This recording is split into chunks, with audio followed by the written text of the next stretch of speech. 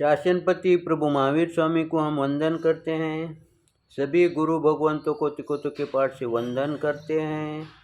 श्रद्धावान भाई और बहनों, आपके अंदर विराजित आत्मा को माजलगांव से सुभाष कोठारी का सादर प्रणाम, सादर जय जिनेन्द्र। अंतगढ़ सूत्र पर ये मेरा 62 वीडियो है। हमारा तीसरा वर्ग 8 अध्ययन पूर्ण हुए, 9वें 10वें में और चौथे वर्ग में जो कुमारों का वर्णन आता है उन सभी का वर्णन का विश्लेषण करने में कोई विशेषता नहीं, क्योंकि आप भी जान सकते हैं। लेकिन एक बात पर चिंतन करने सरीका है, इन कुमारों का विवाह 50 कन्याओं के साथ हुआ है और 50 कन्याओं के साथ विवाह होने के बाद उनको 50-50 करोड़ दहेज के रूप में मिला है। हमारे में एक महाव्रत आता है परिग्रह का, 5वां परिग्रह का जो महाव्रत आता है हम उसके पचखान लेते हैं। लेकिन हमारे जब पचखान लेते हैं उस समय हमारे द्रव्य पचखान रहते हैं, वो भाव पचखान नहीं है।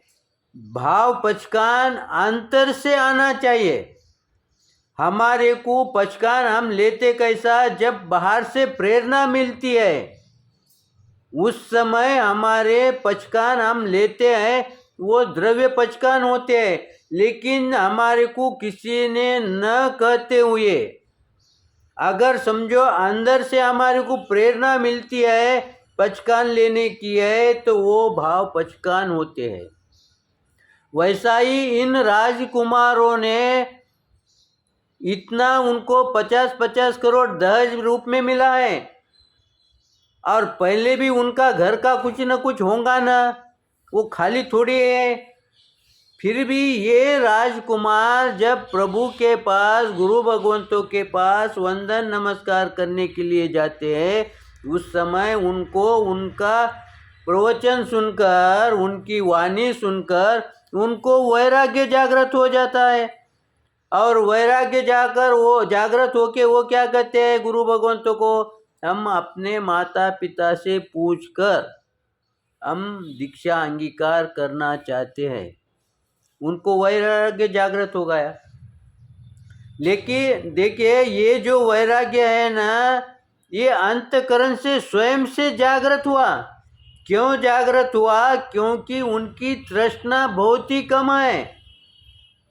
हमारी तृष्णा हमारे को बस कंट्रोल में नहीं आती है, इसलिए हमारे जो पचखान होते हैं वो द्रव्य पचखान ही होते हैं, क्योंकि भाव पचखान में हम अभी तक नहीं जाते। इसका मतलब क्या हुआ, हम पचखान नहीं लेना क्या? पचखान लेना जरूरी है, क्योंकि द्रव्य के सिवाय हम भाव में जा ही नहीं सकते, क्योंकि हमारी कहीं न कहीं पुण्यवानी कम गिर रही है, कहीं न कहीं हमारे कर्म के आवरण अधिक है, इसलिए हमारे को वो भाव नहीं जगते। लेकिन इनके कर्म के आवरण पतले होने के कारण उन्होंने एक व्याख्यान, एक प्रवचन, एक दफे वाणी सुन ली कि उनको वैराग्य जागृत हो गया। हम तो वाणी सुनते सुनते परेशान हो गए, फिर भी हमारे को थोड़ा भी वैराग्य जागृत नहीं होता। वैराग्य तो दूर की बात है, द्रव्य पचखान लेते समय भी हम 10 बार सोचते हैं कि पचखान लेऊँ या नहीं लेऊँ। इसका मतलब क्या है, हमारे जो कर्म है ना उसका आवरण बहुत गाढ़ा है और उसको कम करने के लिए, उसको पतला करने के लिए बार बार हमारे को गुरु भगवंतों के सानिध्य में जाना पड़ेगा, बार बार पचखान लेना पड़ेगा, बार बार हमारे को शास्त्र की वाणी सुनना पड़ेगी, चिंतन करना पड़ेगा, तब कहीं हमारे ये कर्म जो है ना वो पतले होंगे। जैसे ही कर्म पतले होंगे उस समय हमारे को भी ये वैराग्य के भाव जागृत होंगे।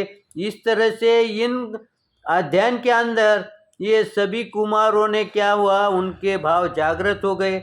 और भाव जागृत हो गए कि उन्होंने 16 वर्ष, किसी ने 20 वर्ष का दीक्षा पर्याय का पालन किया, वो मोक्ष को पहुँचे।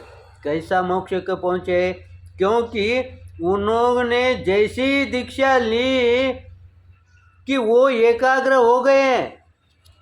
वैसा देखे तो दीक्षा के पहले दिन से ही जब से गुरु की वाणी सुनी वो आध्यात्म से जुड़ गए। उन्होंने एक बार सुन लिया, उनके ध्यान में बैठ गया।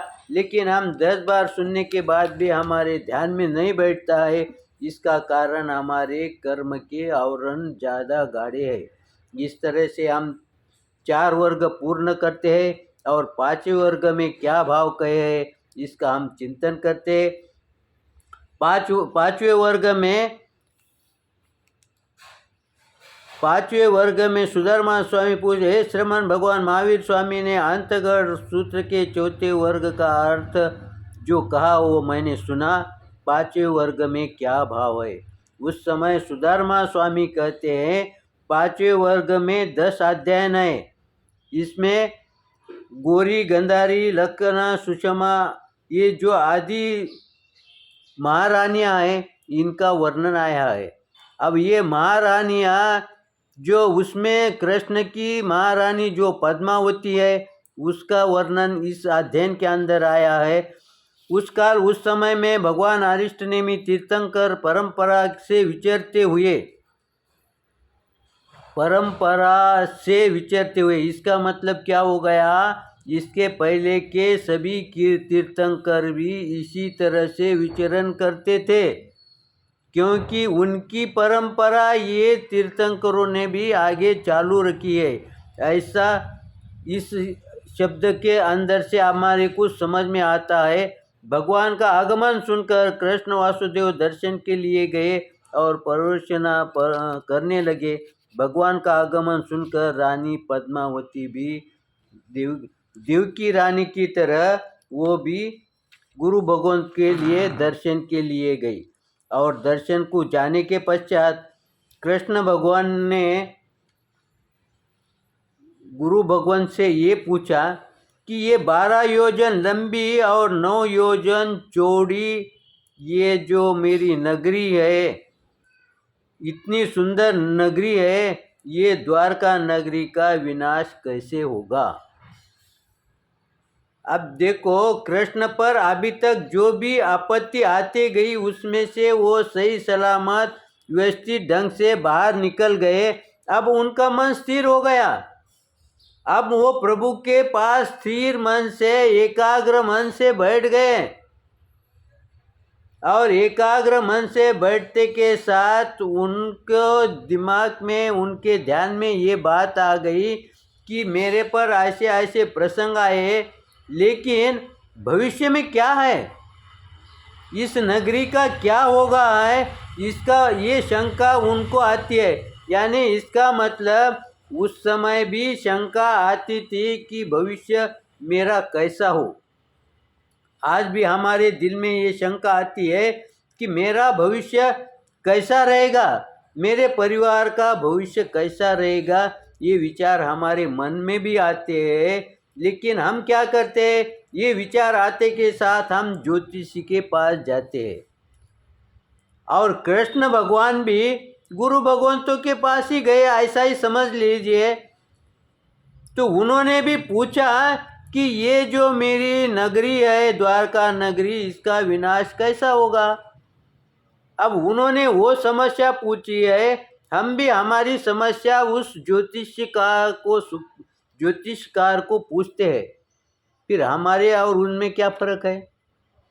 हमारे उनमें एक ही फर्क है, हम जिसके पास जाते हैं वो परिपक्व नहीं है, वो अधूरा है, उसको सही ज्ञान नहीं है। उसके पास हम जाते हैं और जाने के वजह से क्या होता है, हमारी जो परेशानी है वो कम तो नहीं होती है, उसके विपरीत हमारी परिस्थिति, हमारी समस्या बढ़ जाती है।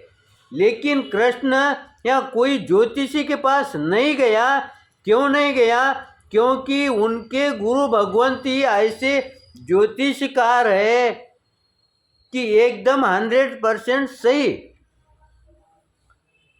हम कोई ज्योतिषी के पास जाने के पहले हम चिंतन 10 बार करें कि मैंने किसके पास मैंने ये प्रश्न रखना चाहिए, किसको मैं ये बात पूछना चाहिए, और ऐसे व्यक्ति से पूछे कि समाधान हो, हमारी परेशानी कम हो, हमारी समस्या कम हो, समस्या बढ़े। ऐसे व्यक्ति से पूछ के क्या फायदा है, क्या मतलब है।